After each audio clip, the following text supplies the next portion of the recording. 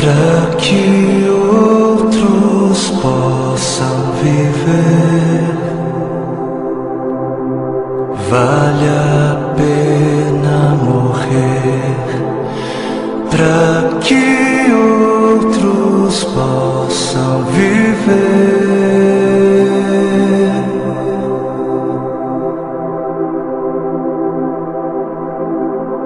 Para que outros possam sorrir. Vale a pena chorar para que outros possam viver.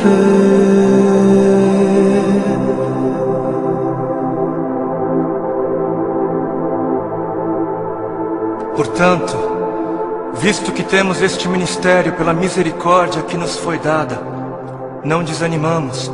Antes, renunciamos aos procedimentos secretos e vergonhosos, não usamos de engano, nem adulteramos a palavra de Deus. Ao contrário, mediante a clara exposição da verdade, recomendamo-nos à consciência de todos diante de Deus. Pois não pregamos a nós mesmos, mas a Jesus Cristo, o Senhor, e a nós como escravos de vocês por causa de Jesus. De todos os lados somos pressionados, mas não desanimamos. Ficamos perplexos, mas não desesperados. Somos perseguidos, mas não abandonados. Abatidos, mas não destruídos. Trazemos sempre em nosso corpo o morrer de Jesus, para que a vida de Jesus também seja revelada em nós. Pois nós que estamos vivos, somos sempre entregues à morte por amor a Jesus, para que a sua vida também se manifeste em nosso corpo, de modo que em nós atua a morte, mas em vocês a vida. Por isso não desanimamos, embora exteriormente estejamos a desgastar-nos, interiormente estamos sendo renovados dia após dia, pois os nossos sofrimentos leves e momentâneos estão produzindo para nós uma glória eterna que pesa mais do que todos eles. Assim, fixamos os olhos não naquilo que se vê, mas no que não se vê, pois o que se vê é transitório, é passageiro, mas o que não se vê é eterno. Para que outros possam viver, vale a pena morrer. E nas palavras de 2 Coríntios capítulo 4 que nós acabamos de ler, para que outros possam viver, não apenas vale a pena morrer, como deve-se morrer. Deve-se. Para que outros possam viver, deve-se. É necessário morrer. É necessário morrer para que haja vida. Trazendo sempre em nosso corpo o morrer de Jesus, para que a vida de Jesus também seja revelada em nosso corpo. Pois nós que estamos vivos, somos sempre entregues à morte por amor a Jesus, para que a sua vida também se manifeste em nós, de modo que em nós atua a morte, para que em vocês, para que em outros atue a vida. Assim como a semente que não morre não germina, assim como a semente que não morre é incapaz de gerar frutos, aquele que não morre é incapaz de gerar vida, é incapaz. Não fosse o sangue do Cordeiro, não fosse o sangue de todos os mártires que vieram antes de nós, não fossem aqueles que vivem como se não pertencessem a este mundo, não seríamos conhecedores das boas novas da vida, não seríamos. Mas se as coisas são assim, se isso é verdade, se isso reflete a realidade, se o Senhor teve toda a intenção de dizer exatamente o que Ele disse, por que é então que não morremos?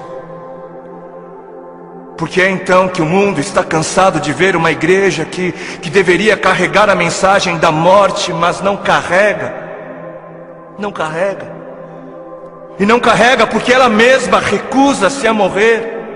Se a ordem é essa, por que é então que não vemos mais vidas sendo geradas? Nações sendo alcançadas em meio à voluntária entrega da vida por parte daqueles que se dizem cristãos? Por quê? Por quê? Porque existe algo de muito errado em nosso meio. Existe algo de muito errado em meio àquilo que chamamos de Evangelho do Reino de Deus. Evangelho do Reino de Deus. Não o Evangelho do Reino dos homens para os homens. Não o Evangelho do Reino desta terra para esta terra. Não o Evangelho do seu reino para você mesmo, para o seu próprio benefício. Mas o Evangelho do Reino de Deus para o benefício de Deus. E existe algo de muito errado porque estamos confundindo o Evangelho do Reino de Deus, que é para Deus, com outros evangelhos. E o povo, por falta de líderes que preguem o que o povo precisa ouvir e não o que o povo quer ouvir, o povo está adorando outros bezerros de ouro. E o grande bezerro de ouro dos nossos dias é a bênção. O grande bezerro de ouro dos nossos dias é a vitória, é a conquista, é o bezerro da prosperidade, é a saúde, é o meu bem-estar, é o meu conforto, é a minha necessidade, é o meu reino, é a minha vida. 7 passos para alcançar a bênção aqui, 40 dias de jejum da vitória ali, 12 maneiras para ser próspero um pouco mais adiante, e 318 formas para você fazer com que Deus faça aquilo que você quer que Ele faça. Não importa se Ele queira fazer ou não, porque afinal o modelo de Jesus, não seja feita a minha vontade, mas a sua, serve para Jesus, serve para o Filho de Deus, não serve para mim, não serve para a igreja.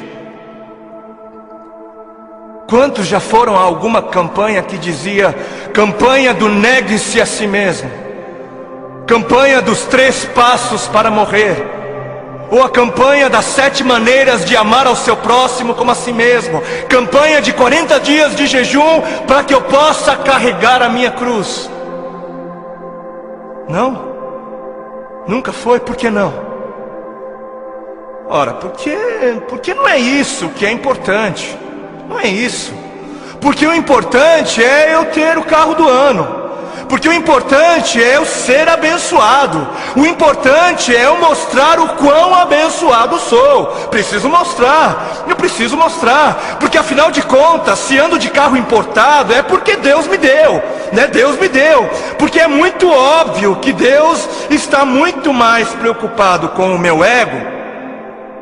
Eu sou tão espiritual e abençoado que é muito óbvio para mim, e é muito óbvio só para mim, que Deus está mais preocupado em colocar dinheiro nas minhas mãos para que eu possa comprar coisas caras e tolas, do que está preocupado em colocar recursos sob os meus cuidados para que eu possa de alguma maneira aliviar a dor dos aflitos. Porque Deus é tão bom para mim, Deus é tão sábio, Ele é tão misericordioso, que Ele prefere que eu compre para mim o meu 100º par de sapatos. Ele prefere, Ele prefere que eu faça isso mais do que prefere que eu compre algumas marmitas para dar de comer às crianças de rua. Porque o importante é eu encher o meu celeiro até onde der. O importante é o meu reino, é a minha justiça. Eu trabalhei, eu suei. Não foi Deus quem me deu, não foi Deus quem me abençoou, não foi eu quem ganhei. É justo, eu trabalhei, é meu. Porque o importante é eu viver como se não houvesse morte. E Deus que me livre de pensar em morte. Coisa negativa não é de Deus. O importante é eu viver como se não houvesse morte, para que quando a minha hora chegar, eu venha morrer como alguém que nunca quis viver. Porque está escrito na palavra de Deus em Marcos, no capítulo 8 e Mateus 16. Então Jesus começou a ensinar-lhes que era necessário que o Filho do Homem sofresse muitas coisas e fosse rejeitado pelos líderes religiosos, pelos chefes dos sacerdotes e pelos mestres da lei, fosse morto e 3 dias depois ressuscitasse. Ele falou claramente a esse respeito. Então Pedro, chamando-o à parte, começou a repreendê-lo. Vejam como desde o início a igreja se escandalizou com a mensagem da morte. Jesus, porém, voltou-se, olhou para os seus discípulos e repreendeu Pedro, dizendo: arreda, Satanás, você não pensa nas coisas de Deus, mas nas coisas dos homens. Você não está de olho no reino de Deus, mas está de olho no reino dos homens. Então ele chamou a multidão e os discípulos e disse: se alguém quer vir após mim, negue-se a si mesmo, tome a sua cruz e siga-me. Se quiser, se alguém quiser. Porquanto quem quiser salvar a sua vida, perdê-la-á. Mas quem perder a vida por minha causa, achá-la-á. Pois o que aproveitará o homem se ganhar o mundo inteiro e perder a sua alma? Ou o que dará o homem em troca da sua alma? Porque o Filho do Homem, o Filho de Deus, há de vir na glória de seu Pai. Ele há de voltar com os seus anjos, e então retribuirá a cada um conforme as suas obras.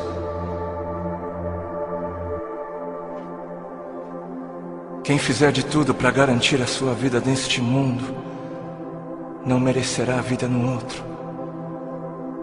E quem fizer de tudo para garantir a sua vida no outro mundo, perderá a sua vida neste. Perderá o controle da sua vida neste mundo. Quem viver de olho nos tesouros deste mundo, receberá somente aquilo que este mundo é capaz de dar. Mas quem viver com os olhos fixos no tesouro eterno, este receberá, este haverá de receber aquilo que a eternidade tem para dar. Entendam algo. Sabem por que existem religiosos fanáticos que se matam, que se suicidam, que dão as suas vidas para serem destruídas? Sabem por quê? Porque eles estão pensando na eternidade, eles estão de olho na eternidade. E sabe por que você se recusa a negar-se a si mesmo e entregar o controle da sua vida a Deus? Porque você está pensando demais nesta vida. E mais, sabem por que é que estes fanáticos acabam dando as suas vidas? Porque eles passaram a vida toda, a vida inteira, ouvindo de seus mestres que morrer é algo valioso. Eles passaram a vida toda ouvindo de seus mestres que morrer é algo bom, é algo nobre, é algo honroso, que morrer gera vida. Gera vida. Mas e a igreja? Mas onde está a igreja? Onde está a voz profética?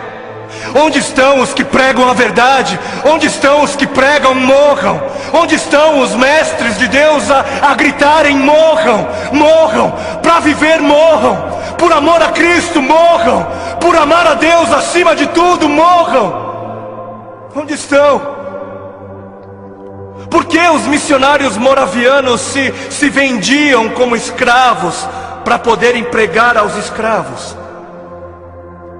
Porque alguém lhes ensinou que esta vida não vale a pena ser vivida se não for vivida para Deus. Alguém lhes havia ensinado que para que outros pudessem viver, valia a pena morrer. Enquanto muitos parecem estar fascinados demais com mestres que pregam apenas vida nesta vida, mestres que distorcem o significado de vida em abundância. Apesar disso, existem alguns remanescentes, existem ainda alguns que se recusam a se prostrar diante dos bezerros de ouro, existem ainda alguns que se permitem ser afligidos por amor a Cristo. Alguns que entenderam a voz do Espírito de Cristo, do Cristo que deu o exemplo a ser seguido, não apenas em vida, mas na morte de cruz, e são capazes de dizer: já não sou eu quem vivo, mas Cristo vive em mim. Cristo vive em mim. Amados, a vida é para os que creem, E os que creem não têm medo da morte, não devem ter medo da morte. Quem tem medo da morte não crê. E quem não crer, não viverá. E eis que a morte é o maior medidor da fé. Os que morrem são os que creem. E termino com um texto bíblico que está em 2 Timóteo, capítulo 4, nos versículos 2 ao 4. Diz assim: pregue a palavra, pregue a palavra, esteja preparado a tempo e fora de tempo, repreenda, corrija, exorte com toda a paciência e doutrina. Por quê? Porque chegará o tempo em que não suportarão a sã doutrina, chegará o tempo em que não suportarão os caminhos de Deus, os pensamentos de Deus. Ao contrário, sentindo coceira nos ouvidos, juntarão mestres para si mesmos, segundo as suas próprias cobiças. E estes se recusarão a dar ouvidos à verdade, se recusarão, voltando-se para as fábulas, preferindo acreditar nos mentirosos finais felizes. Que este não seja você, para a glória de Cristo Jesus. Amém.